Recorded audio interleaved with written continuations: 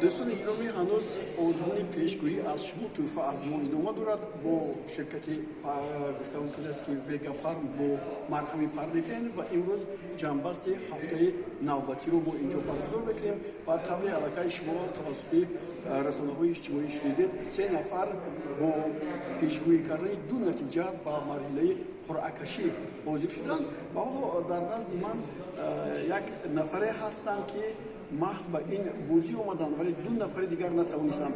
خوب با ما اولو شما رو شناس میکنم و این کس نسیم جان سعیدوف هستند، همچنین رجب میرزویف و رومیش امینوف هم در اون غلبه کردن ولی با سبب‌های گوناگون یکی در آلمان تحصیل میکند دیگری باشد در همین جا هست ولی با یک سبب‌های گوناگون اومده نمیتونه. چون قرعه‌کشی هست ما چیکار میکنیم؟ ما پیش از همه قرعه‌کشی رو میگذرونیم در جوری که حالا شما میبینید دو تا نوشته جود ایستاده است، 3 تا نوشته جود ایستاده است، در یکی از همینها توپ نوشته شده است.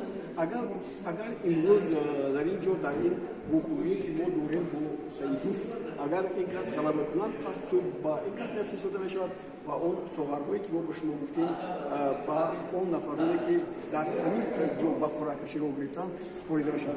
حالا نسیم جان از شما شروع میکنیم.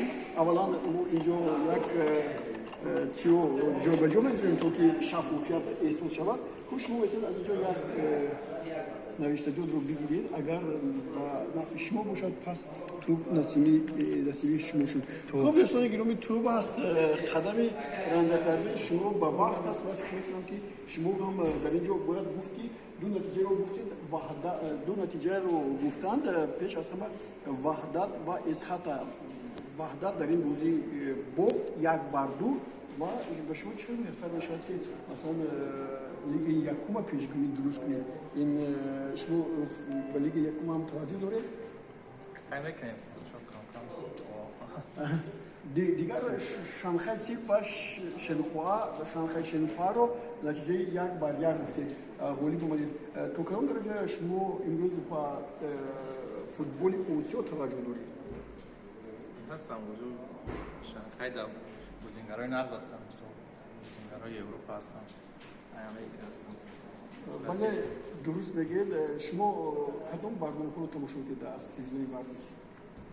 ازش بسیاری شد تماشا میکنیم 90 دقیقه و برنامه شما را بسیار برنامه ورزش تماشا میکنیم. چی گفتن شما چی گفتنی دارید در باعث بهتر شدن کوریمو؟